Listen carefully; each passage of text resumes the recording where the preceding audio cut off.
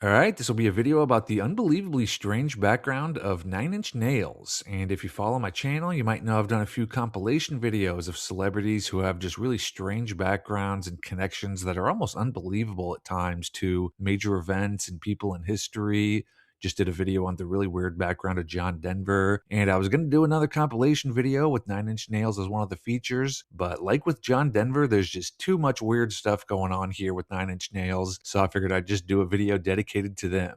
So we'll get into it, and Trent Reznor is the most well-known member of Nine Inch Nails, but I'm actually going to be talking about his partner Atticus Ross first, and his family has links to everything from British nobility to an award-winning journalist who was potentially a spy for the CIA to what sounds like one of the wildest nightclubs in LA in the 1970s. So there is so much weird stuff going on with his background. Definitely not the type of background you would expect from some hardcore alternative rock artist. And he has worked with Trent Reznor since the early 2000s, and in 2016, he became the only official member, other than Trent Reznor, of Nine Inch Nails. And he was born in London, and his sister is Liberty Ross, who was a very successful model for a long time. And she was also a child model. And at 9 years old, she posed on the cover of Ozzy Osbourne's No Rest for the Wicked album. Definitely a rather disturbing, demonic like album cover here. And this is actually a wedding scene. Liberty Ross is playing Ozzy Osbourne's bride in this scene.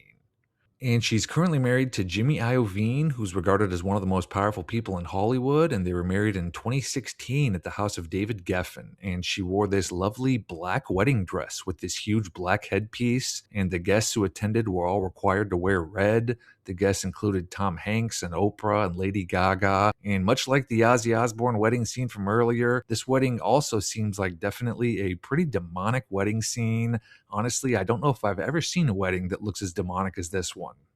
And the father of Atticus and Liberty Ross is a really interesting guy. His name is Ian Ross, and he was one of the founders of a legendary UK radio station named Radio Caroline back in the 1960s. So at the time, the only radio stations that were allowed to broadcast in the UK were ones that were sanctioned by the government or the BBC, which meant that every radio station that was broadcasting was owned by just a few big corporations, and they all had a policy to only play music that was released by a major label. So Ian Ross and a few others started up a pirate radio station. They purchased a boat, they parked it in international waters off the coast of the UK, and they began broadcasting their station, which they named Radio Caroline. And it became just a total sensation. It's regarded as just a really groundbreaking radio station in the UK. It broadcast for over 50 years from this boat that was parked in international waters. And it continues to be broadcast on a YouTube page. And there was this movie, The Boat That Rocked, or Pirate Radio, as it's called in some countries. It was made in 2009 about the story of Radio Caroline.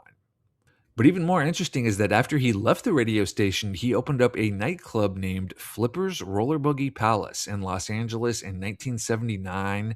And this place sounds absolutely incredible. It was a roller skating rink slash nightclub that was described as Studio 54 on wheels. And apparently it was like the go-to party spot in LA for a while in the 1970s, just filled with celebrities. Here's Arnold Schwarzenegger, Kareem Abdul-Jabbar.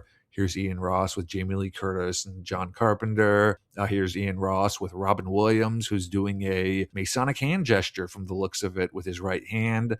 And again, this was Atticus Ross's father who owned this place. And it sounds like just such an unbelievable, one-of-a-kind type place. It was described how kids would have their birthday parties there during the day. And then at night, it would just turn to this totally off-the-chain party scene. And I actually found it interesting that this place was only a few blocks away from another nightclub I've talked about in some videos named the Odyssey. And the Odyssey sounds like just the absolute most insane nightclub. It was a 5 a.m. gay nightclub, but it didn't serve alcohol, so there wasn't really an age limit. So a ton of teenagers would go there too. So it was like this strange mix of a gay dance club slash teenage nightclub that was open till 5 a.m. And there are a lot of rumors that some really, really bad stuff went on at this place that I talk about in this video.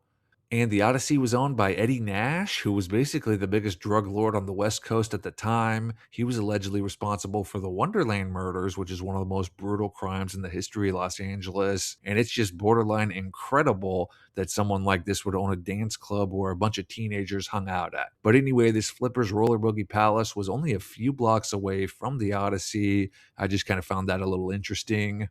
So that's Atticus Ross's father and sister, and his uncle was involved in just some crazy, crazy stuff too. His uncle is Charles Glass, who was a very renowned journalist. He was the chief Middle East correspondent for ABC News in the 1980s, and he covered just a ton of wild stories during that time. He covered the hijacking of TWA Flight 847, which happened in 1985 when a group of armed hijackers took 155 people as hostages and held them for 17 days. And Charles Glass is the one who interviewed some of the crew right after they'd been released. And he broke the story that the remaining hostages had been taken to a suburb of Beirut. And this ended up being a huge scoop because the Reagan administration was planning a raid on the plane that could have resulted in a shootout with the terrorists. But they canceled that raid after Charles Glass reported that the hostages were in Beirut. But way more interesting is that a few years later, Charles Glass was kidnapped in Beirut by a supposed Middle East terrorist group, and he was held as a hostage for over 60 days. And this whole story is absolutely insane. He talks here in this book about how he was handcuffed in an apartment room and he would write out messages on the skin of fruit with his fingernail and then throw the fruit out the window in hopes of being found. And then he started cutting himself and he would write out pleas for help in his own blood on pieces of paper and throw those out the window too to the street below. And he tried to escape a few times and eventually got free of his handcuffs and he escaped through a window in the room. He ran through the streets and found somebody to drive him to a hotel where he was able to contact people to come and save him. But the most interesting part about the kidnapping is that right after he was first kidnapped, a videotape was released of Charles Glass confessing on camera that he was actually a spy working undercover in Beirut for the CIA, and that his job as a Middle East journalist was just his cover.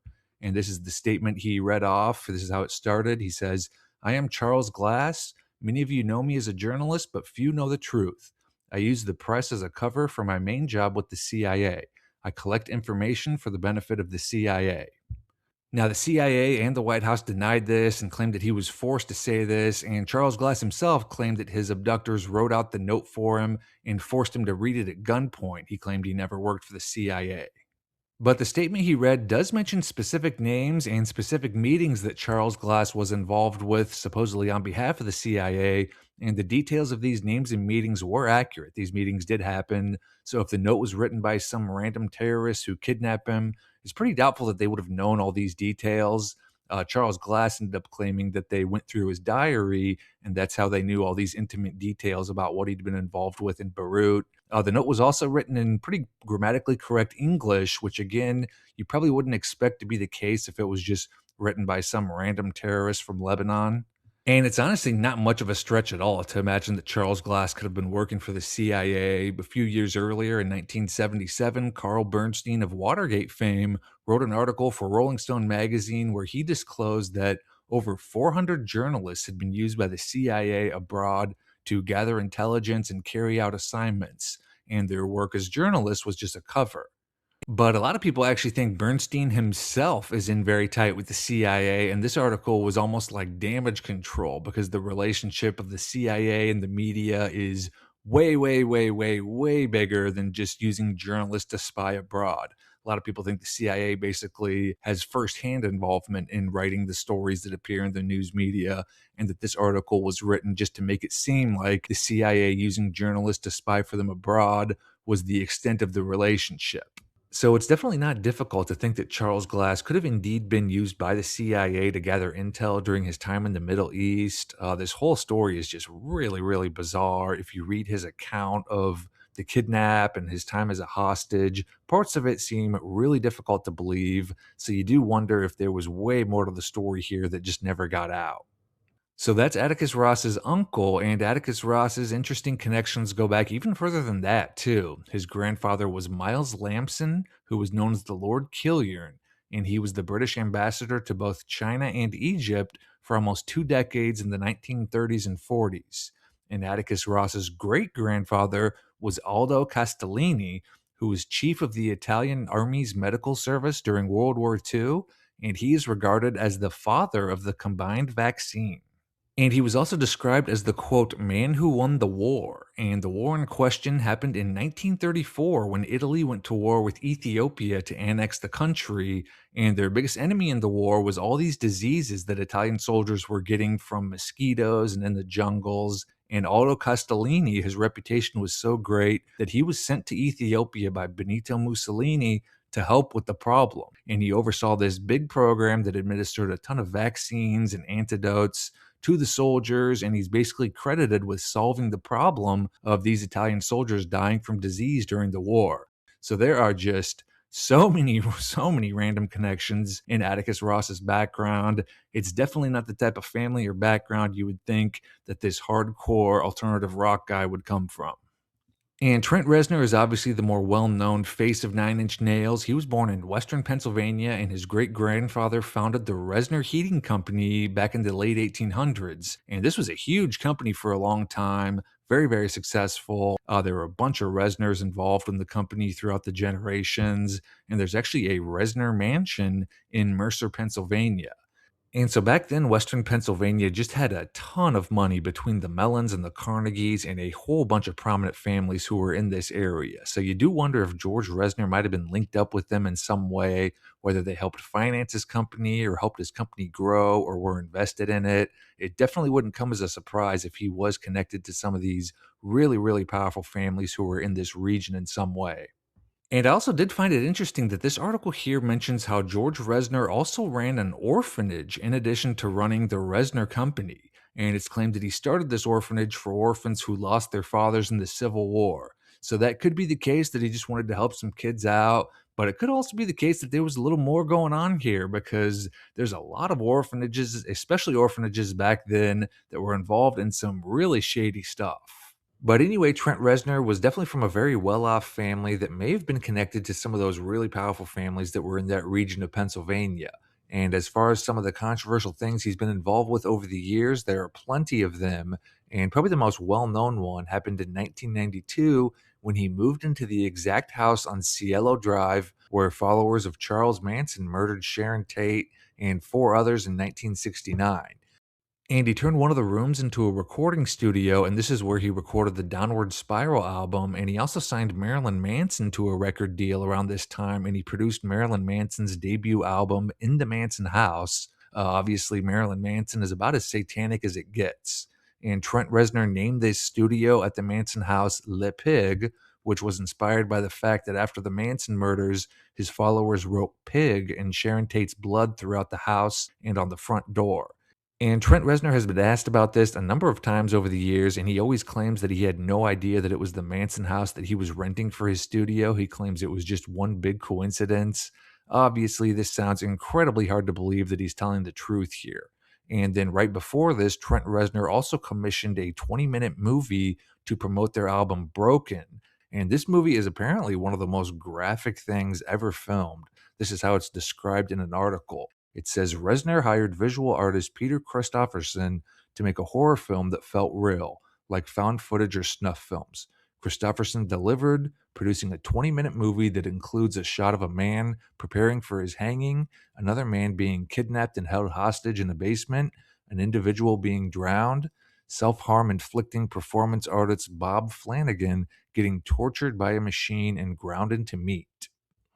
And this movie was banned everywhere because it was said it was just so graphic, and for a long time it was impossible to watch it. It's claimed that still to this day, very few people have actually seen the movie, although it's apparently buried out there somewhere in the deep, dark corners of the internet. And then a few years earlier, Trent Reznor was also linked to another snuff film type video. 1989, a man in Michigan found a camera attached to a weather balloon that had landed on his property. And when he played the tape inside the camera, it showed two men in leather standing over a dead body. And the FBI investigated this case for over 2 years, trying to identify the people in the video and the dead body. And eventually they played the video for the public, and someone recognized it as a scene from a Nine Inch Nails music video. And then more recently, during the Me Too era, Courtney Love sent out this tweet that said, "As for Reznor, he's talented but still a creep. I've never seen so much systemic abuse from kids, girls as young as 12 by him and his crew. We all, the members of Hole, witnessed it." And Trent Reznor didn't respond to this, and obviously it's Courtney Love, so she's probably not the most trustworthy person, and she apparently dated Trent Reznor for a while, and there's some animosity between them because of that. So you can make up your own mind whether you believe this or not. Trent Reznor definitely seems to be involved in a lot of really dark, disturbing stuff, so I can't say it's terribly difficult to imagine that this is indeed true. And then as far as Nine Inch Nails, one of the main questions that always comes up is the name of the band. Why is it called Nine Inch Nails? Trent Reznor claims that he just wanted something that sounded cool and could be easily abbreviated, so he chose the phrase Nine Inch Nails, which seems really hard to believe that you just make up a phrase like that. It's such a random phrase. This answer honestly seems similar to him saying that he didn't realize it was the Manson house that he was renting before he moved in. Now, some people claim Nine Inch Nails as a reference to the crucifixion of Jesus because he was nailed to the cross with 9 inch nails. Trent Reznor denies this, but this definitely makes a lot more sense about the origin of the band's name, especially when you consider that before deciding on 9 Inch Nails, another name Trent Reznor considered was Crown of Thorns, which is obviously another term with major connection to the crucifixion. So to go from Crown of Thorns to 9 Inch Nails definitely seems to be a bit of a theme with the name of the band. And then Atticus Ross and Trent Reznor also have two other bands. How to Destroy Angels is one, and Witch Gang is the other. Definitely two pretty interesting names they went for these bands here. And then lastly, I was wondering about this photo here that I've shown a few times throughout the video. This one of the black goo coming out of their eyes and mouths. Obviously, it's very creepy. And this black goo coming from people's eyes and mouths, it's really started to appear a lot recently in music videos and photo shoots. It's like the latest trend or something. And I'm not really sure what it's supposed to mean or symbolize, but it's definitely creepy. And the fact that so many people are featuring it independently of one another means there has to be some sort of significance to it.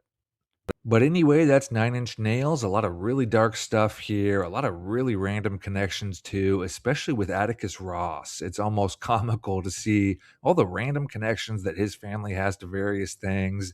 Definitely seems like he's from a family that's very well connected. And then lastly, just wanted to give a big shout out to the members here on YouTube and the supporters on Patreon. Thanks so much for your support. Truly, truly greatly appreciate it. So thanks again. Hope you enjoyed the video, and we'll see you soon with another one.